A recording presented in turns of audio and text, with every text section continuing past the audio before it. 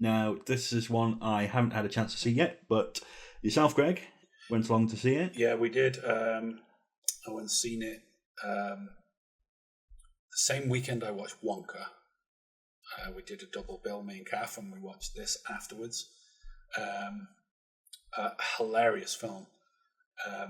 Yorgos Lanthimos, of course, is known for making kind of like, how should I put it? He's got an eclectic taste, but it's always quite strange. You know, he's got very, very European flavors to all of his films. I didn't enjoy The Lobster myself. I found it a little bit cold, and it was a little bit, I thought I was going to when I looked at scenes from it, and then I watched it, and I really like Colin Farrell. I really like Rachel Weisz, but it didn't click with the film as much. But The Favourite, with Emma Stone, Olivia Colman, and Rachel Weisz, I think it's just absolutely amazing. That was, celebrated in the award season when the year that came out. Brilliant film, really, really good. I loved it, and I watched that actually before I watched The Lobster, and I was like, "This is brilliant. This is a great filmmaker."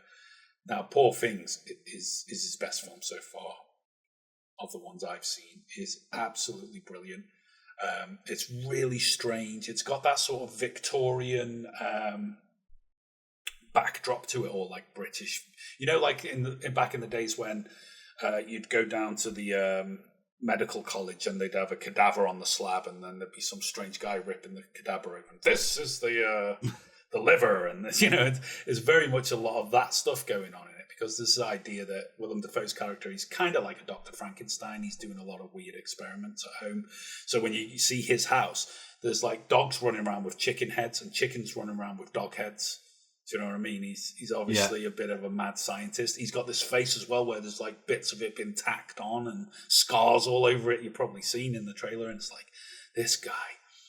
And he basically, what he does is he gets this woman's body. She's thrown herself off Tower Bridge in London, commits suicide, but she's pregnant at the time. So he gets the body, and while it's fresh, so to speak, so just died, and he basically puts the baby's brain in the mother's head. So and then reanimates her, totally Frankenstein style, the electric, she's alive sort of thing. And Emma Stone comes back to life, but obviously she's got the brain of a child at first, so she has to learn everything again. But she's obviously in the body of a fully grown adult, and hilarity ensues, as you can imagine. Yeah. What? So Bella's so much to discover, and your sad face makes me discover angry feelings for you. She goes on this odyssey, and watch it. That's all I'll say. I won't say any more what happens or anything. That's enough for you to go on there. But the cinematography is amazing. In terms of, I was saying to Jack that he use every single lens in the box.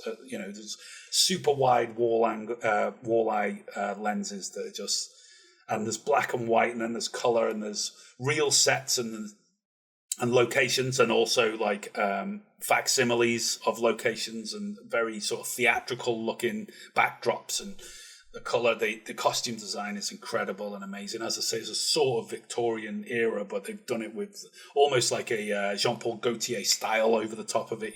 Everything's like hyper normal. So it's a feast for the eyes. Hilarious all the way through. Really, really funny. It is, if you're prudish at all, you wouldn't want to go and see it, because there's plenty of sex in it. Wedderburn became much weepy and sweary when he discovered my whoring. I find myself nearly jealous of the men's time with you. Totally recommend it. It was better than I thought it was going to be, actually. I was expecting good things with it being this director, Lanthimos, and Emma Stone, brilliant as well. But she is exceptionally brilliant in this. These two are fighting, and ideas are banging around in Bella's head and heart like lights in a storm. Thanks very much for watching this video. We really appreciate it. The best way to support our channel is by giving us a like and subscribing. Other ways to support us include buymeacoffee.com or become a patron over on patreon.com. This video is also sponsored by funkytshirts.co.uk, so check out their website for a whole range of cool and funky t-shirt designs. All the links are in the description.